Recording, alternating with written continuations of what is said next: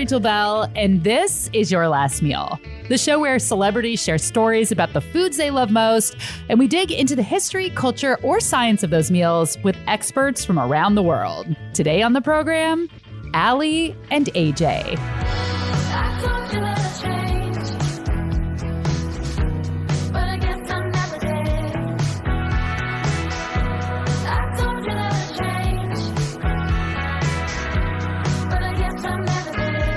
Allie and AJ are sisters, and they signed their first record deal with the Disney Music Group label in 2005, when they were just 13 and 15 years old. They put out several albums, played at the White House, toured with the Cheetah Girls, and then they took a 10-year break to pursue acting careers. But eventually, the music pulled them back. Their latest full-length album is called With Love From, and they're going to be one of the headlining bands playing Seattle's annual Bumbershoot Festival this Labor Day weekend. But you know what's not very rock and roll?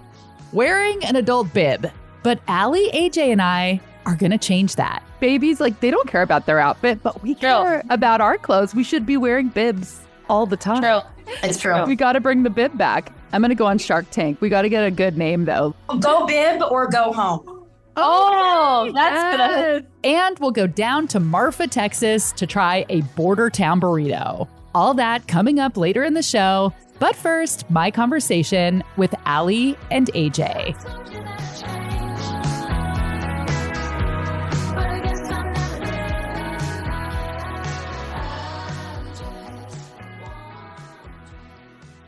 I have interviewed a lot of musicians over the years, and everyone from Kenny G to G-Love has said the same thing. They never perform with a full belly. But Allie and AJ have a different approach. You guys do not follow that rule. You said that you eat right before a show often? Often, yeah. I would say 75% of the time, we're having a full-on meal before we go on stage, which, look, I don't always recommend it because depending on the meal, sometimes we kind of are like looking at each other on stage going, that was not the right choice. Like the band almost now makes fun of us because they know that we're having like a full-on meal, like 30 to 45 minutes up until showtime. So yeah, when we go out on stage, we usually are coming out with a full tummy of food. And it's usually something that's specific to the city that we're in, Nashville hot chicken, or it's a Chicago dog or something like that. I mean, obviously, without overeating, I perform better on a full stomach than I do an empty. And I don't know what it is. Part of me feels like I get energetically a little more jittery if I'm working on an empty stomach. And somehow the excitement of the crowd or just knowing I'm about to perform will almost hit me differently. And when I've eaten, I'm like, I feel settled as a person. Like internally, I'm like, I feel good. I've eaten. It's okay if I don't eat again for the rest of the night, which is always a very important question. And so there's like a security to eating before we perform. Yeah. Perhaps the most extreme example is when they sneaked out of a venue to hit up Joe's Crab Shack in the middle of a show. So Allie and I were opening up for a good friend, Ben Platt, on his last tour. And we were playing in San Diego. And Allie and I played the opening set, which was about 30 minutes. It went great. But after we were like, we're starving. But Allie and I perform every night a song with him. Okay. So we knew we had to be on stage at a certain time to perform a Fleetwood Mac cover. And we were like, we're starving. We can't wait for after that. So let's just like mid-show grab a bite. So we walked over to Joe's Crab Shack from the venue, ordered lobster with like melted butter and sides with our bibs on. We were like, okay, it's time. Like we have to eat and get back. And we walked back to stage just in time to perform the cover with Ben, which is ridiculous. I mean, that's ridiculous. We were almost going to go up with bibs on, but we were like, this may be disrespectful, so we didn't. But yeah, that's how much we love food. Like we're willing to go and eat mid-set and then come back and sing a song. I love the bib tradition. It's so funny. It's just kind of one of those old school things that some places still do. It's just so funny. Like I love a bib. Same. Yeah. You went somewhere really recently with bibs, Allie. Was it in Miami? In Miami. In Miami, we went to like an old school restaurant out there, and they had bibs, and we were rocking the bibs. Yeah. What kind of food was it? It was like seafood. It was seafood. Yeah. Okay.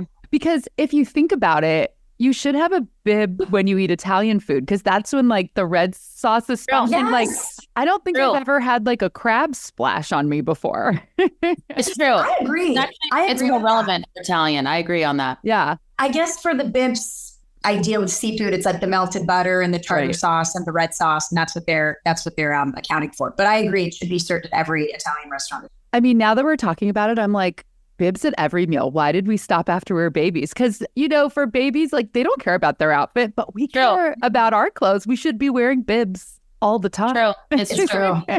It's true. We got to bring the bib back. I had some crispy Brussels sprouts for dinner last night at this restaurant, and I dropped some on my shirt. And if I had had a bib, I would have been fine.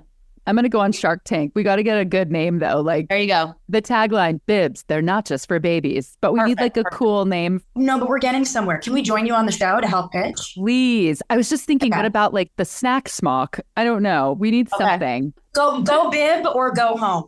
Oh, that's good. Oh my God, I love it. Love it. Okay, come see us on Shark Tank season 22. Yeah, exactly. Okay. I'm liking this. You can message me with all of your ideas. Do you say the pork chop? I said we'll workshop. Oh. We'll workshop. But also somehow pork chops will be involved. Correct. We'll have a pork chop workshop. Perfect. I looked up bibs on Wikipedia, and what I found gave me a good chuckle.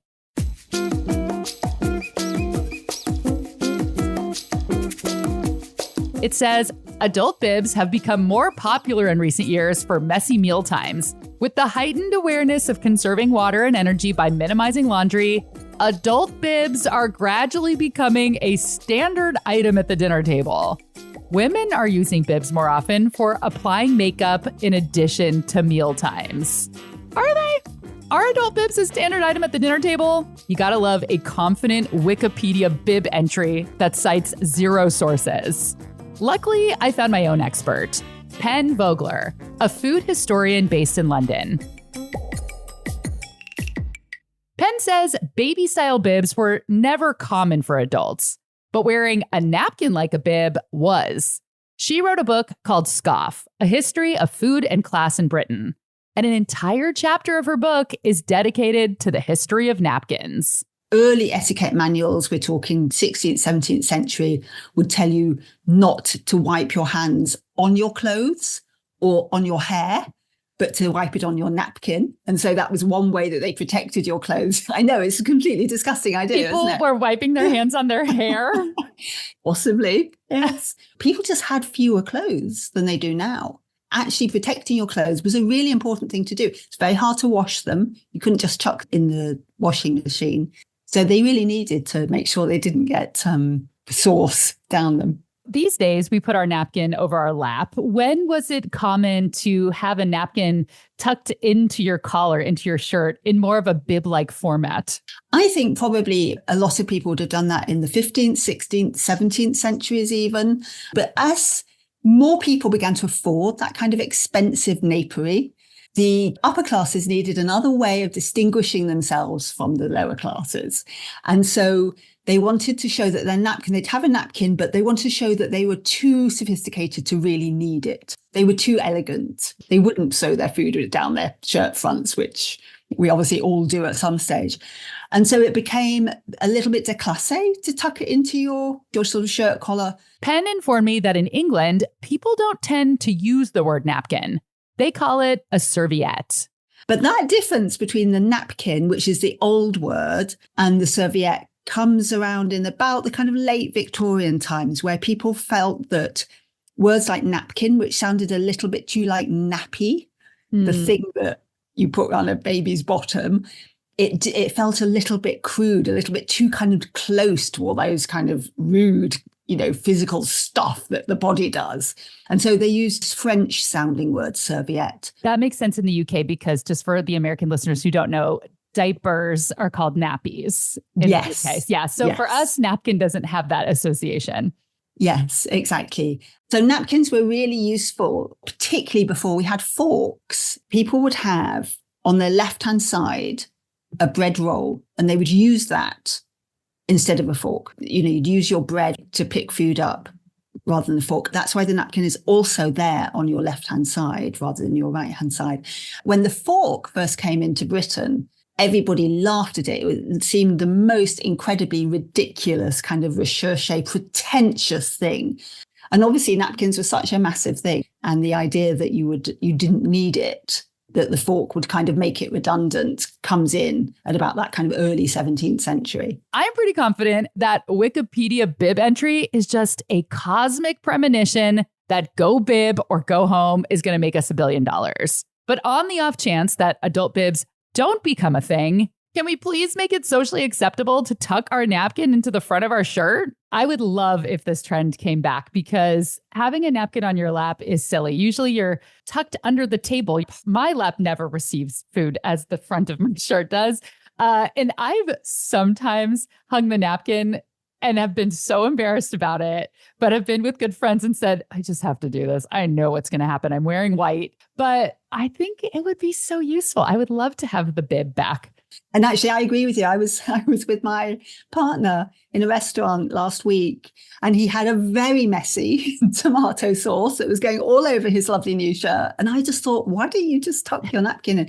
But we haven't quite managed to kind of overcome that slight embarrassment that we're not in control of our tomato sauce. I think for me, it makes me think of like a grandpa, like an old man having his napkin tucked in. And so it makes me feel like I'll look like an old man if I do this. No offense to all the old men listening. You're wonderful. Yeah.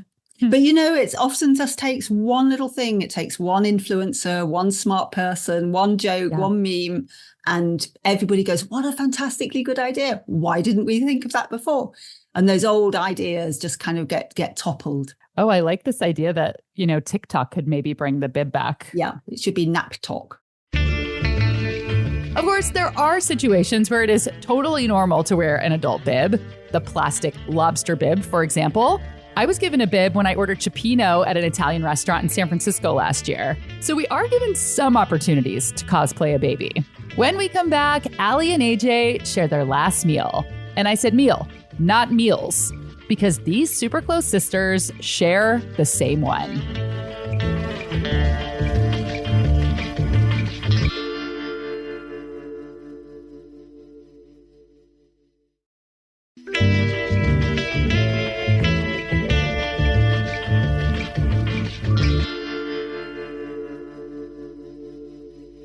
Eating regional specialties at great restaurants is a big part of Allie and AJ's touring ritual. When it comes to like being on the road and tour, we have a shared restaurant list. We'll find spots that we love in some random city and we'll put it down on the list and then remind ourselves to come back to it again when we're on tour the next year. We're very dedicated to that list and updating it regularly. We all kind of like use that as our food Bible. Yes, I do the same We thing. do. Anytime I read about like something in a magazine, I'm always just taking a note of like, I've never even been to this place, but if I ever end up there, I want to go to this restaurant. And like, it's nice to have the list. After they play the Bumbershoot show in Seattle, they're heading up to Vancouver, BC to eat. I think Vancouver is like a hidden food mecca Totally. that people wouldn't really know about. There's just like an amazing amount of restaurants out there. One of the spots that we're really obsessed with is called Bar Mami, Maumi. It's this really tiny, small sushi restaurant. It only had like, I want to say like 9-10 tables, right? And it was all just one, bar table. And it was not expensive. And their omakase was just, it's the best I've ever had. I mean, I think outside of going to Tokyo and having sushi in Japan, it's the best sushi I've ever had. Yeah, and I would have to agree with Allie. When I was visiting her when she was shooting in Vancouver and living there part-time, she took me to Bar Mami and I was like, this is the best fish I've ever had. If we're going to talk about like, sister death, I mean, that sounds horrific, but like last meal for sisterhood is Bar Mami. It is phenomenal.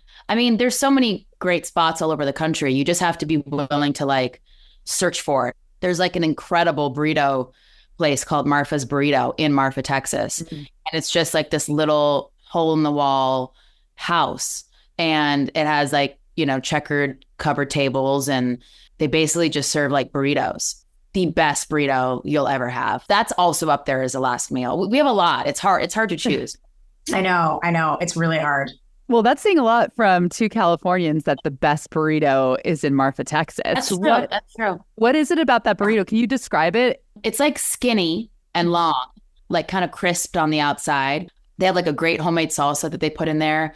It's just that, I don't know, I've never tasted anything like it. It's not like a burrito that you've tasted a million times. Like a burrito is kind of a burrito. This place is not like that. It's very unique and it's made by like a couple women that are just in the back kitchen. Like, it's perfect. I don't know. It's simple and it doesn't have, I don't think, a ton of ingredients inside. It's cash only. They have like pork red sauce, which is one that we've tried.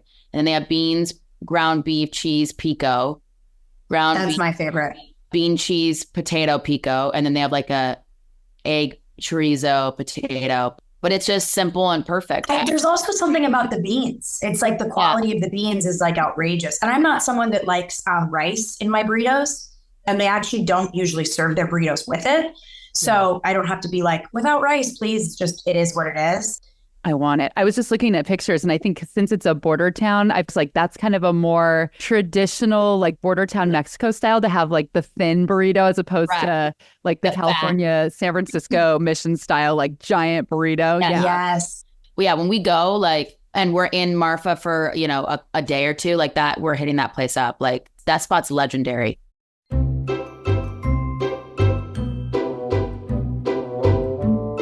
For their last meal, Allie and AJ want an omakase sushi meal at Bar Mommy in Vancouver, BC, and a burrito at Marfa Burritos in Marfa, Texas. When it comes to Marfa-style Mexican food, we're talking about you're sharing a border with Chihuahua.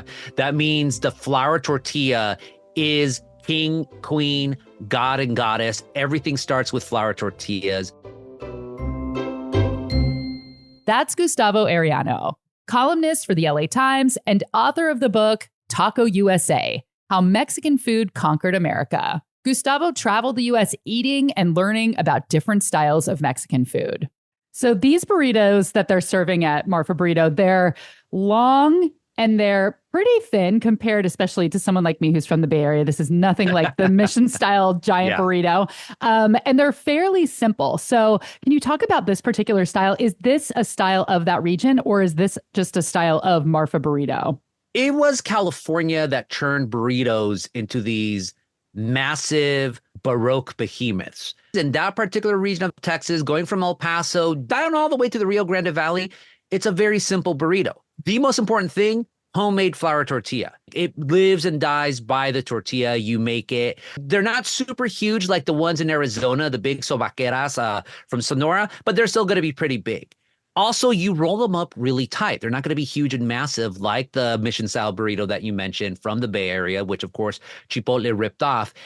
And the most important thing I would argue, though, about these style of burritos is that inside it's going to be guisos, stews. For me, my classic Texas Borderlands burrito place is going to be a place that has maybe minimum of 6 different guiso stews that you could pick. And that's it, though. Like, you don't really mix the guisos. It's one and done. So you could do like the classic weenies and eggs. So hot dogs chopped up, you know, sauteed, and then along with eggs. You could do maybe some pork. You could do some beef with a nice stew inside of them.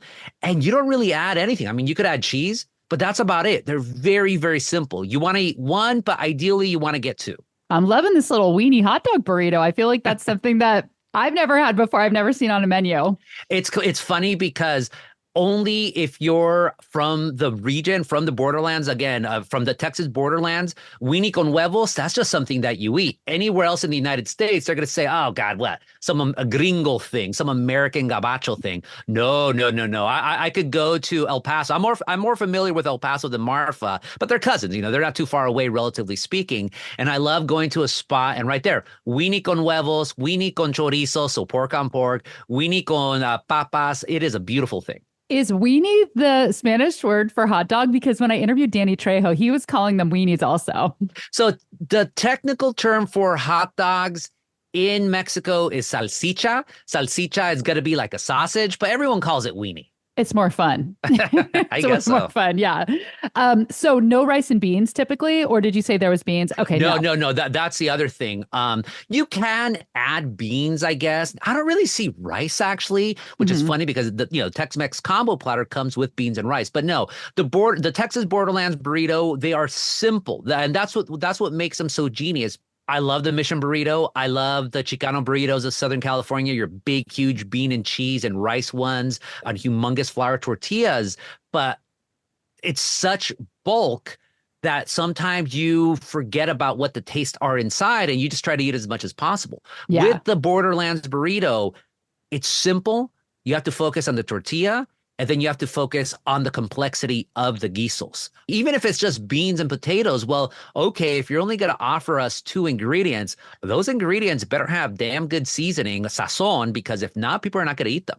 So is this burrito that they're making, this long, thin burrito with the homemade flour tortilla and just a few fillings, is this typical of what's happening on the other side of the border too in Chihuahua, or is this something that has been adopted a little bit to American tastes? It's interesting because historically, Mexicans thought of burritos as American abominations, but this is a bias from central Mexico toward northern Mexico.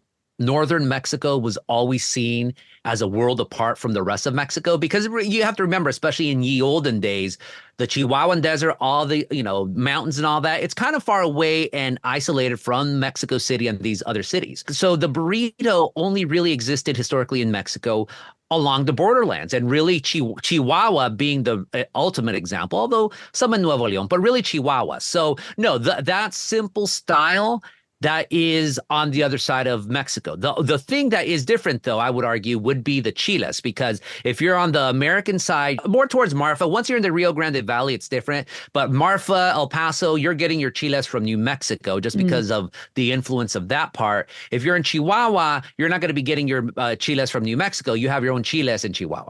As a huge burrito lover, I would obviously love to try a burrito from Marfa Burritos, if only to get to try their big homemade flour tortillas. I learned about flour tortillas actually being very good from Sonora Town in LA. I love Sonora Town. Previous winner of my tortilla tournament for KCRW. Oh my God, so good. And now I have to order caramello tortillas.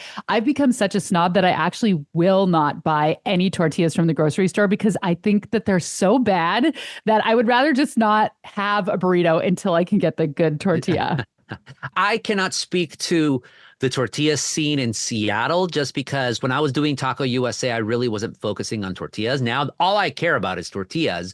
But I mean, it depends on where you are in the United States. Again, going to regionality. Here in Southern California, you could go to the big grocery stores and you could find locally made tortillas, mass manufactured, yes, but some of them are going to be pretty good. Texas, forget about it, especially specifically with flour tortillas. My God. Oh man, Texas, what a wonderful place. I love it already, but for the flour tortilla game, one day I am going to have the face-off California versus Texas in the tortilla tournament. I bought the most amazing tortillas at a Walmart outside of Phoenix. Yeah. These ones are from Tucson. I can't remember the brand, but they were so good. Caramelo out in, Lawrence, Kansas? Kansas. And the fact that you even know about Sonora Town all the way up in Seattle. Sonora Town was really a pioneer of reintroducing Sonora-style food to Southern California. And because of the success of Sonora Town, now there's other Sonora-style restaurants in other places. After the break, Allie and AJ love the burritos in Marfa, but their true obsession is Taco Bell.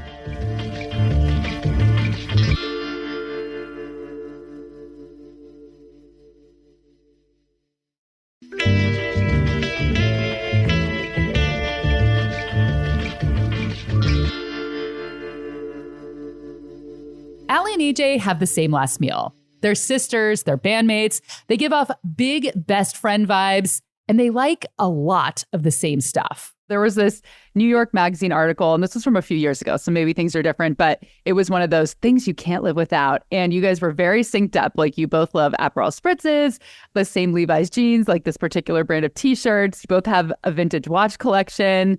I was just wondering, in the food realm, how do you differ? Do you have any different tastes when it comes to food? That's a good question. The sisterly bond runs really deep with food.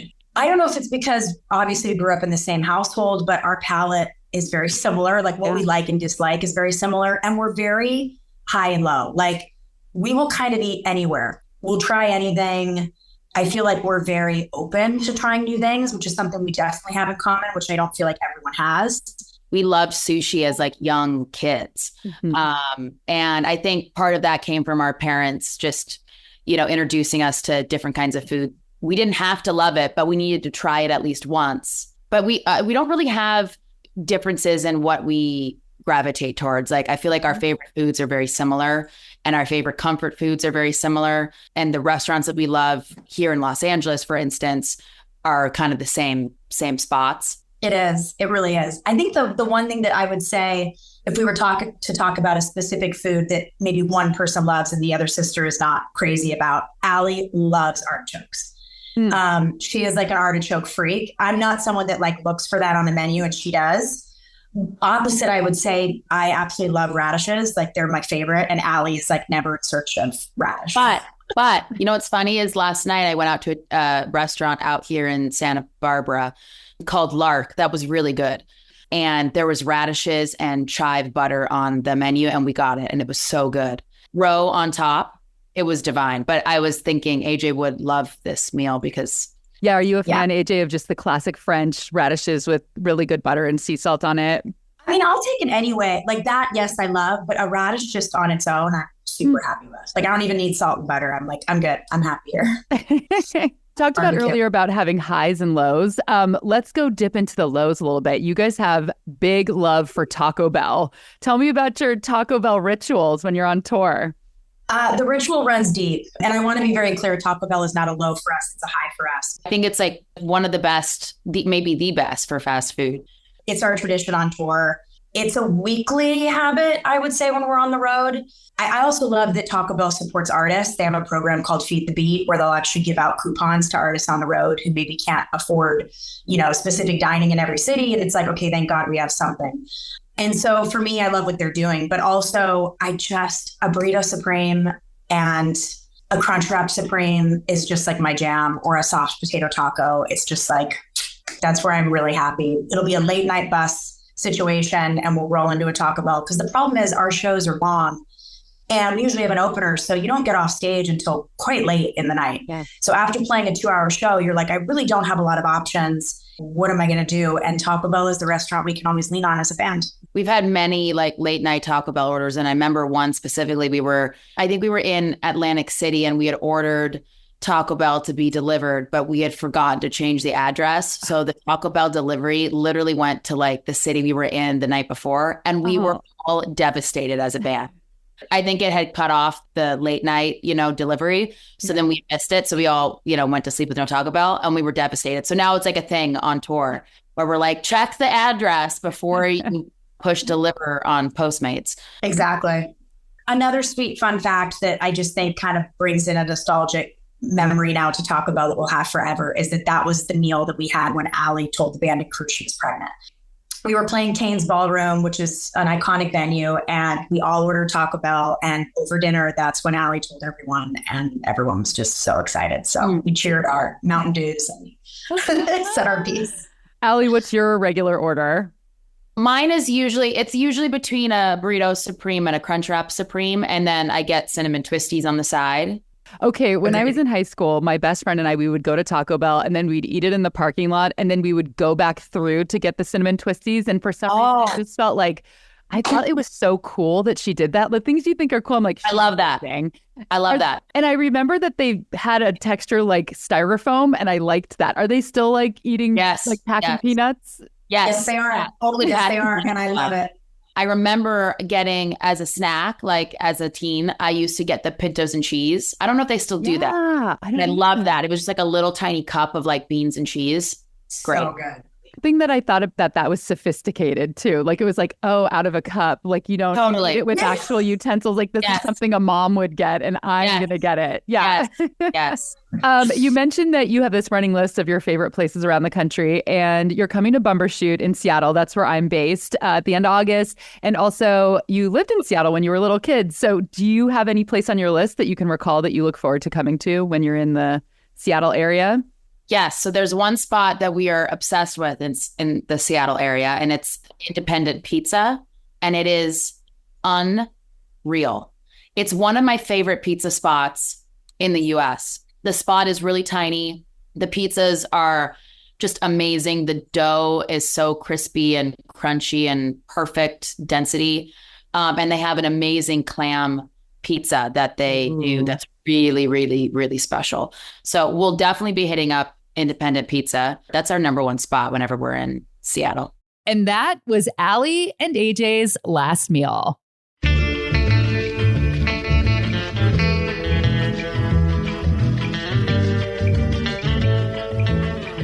This month, they have shows in Park City, Utah, and at Bumbershoot in Seattle. You can find a link to get tickets in the show notes. Thanks to Gustavo Arellano, columnist for the LA Times and author of the book Taco USA, How Mexican Food Conquered America. Thanks to food historian Pen Vogler. Her book is Scoff, A History of Food and Class in Britain. Your Last Meal is a product of Seattle's Cascade PBS. This episode was produced with Maliha Syed and mixed and mastered by Sarah Bernard. Original theme music by Prom Queen. And I created, host, and co-produce Your Last Meal. Make sure and tune in next week for The Leftovers to hear me quiz Allie and AJ about how well they really know each other. Make sure you're subscribed to Your Last Meal in your podcast app so you never miss an episode. That includes this show and The Leftovers. And while you're there, leave us a quick review. It is a free way to support the show, and it actually makes a difference. You can find me on Instagram, Hello Rachel Belle, and sign up for my newsletter, rachelbelle.substack.com. And the newsletter is the best way to find out about upcoming events, news about my upcoming cookbook, Open Sesame, and I post stuff that I do not post on social media. I'm Rachel Belle, and this is Your Last Meal.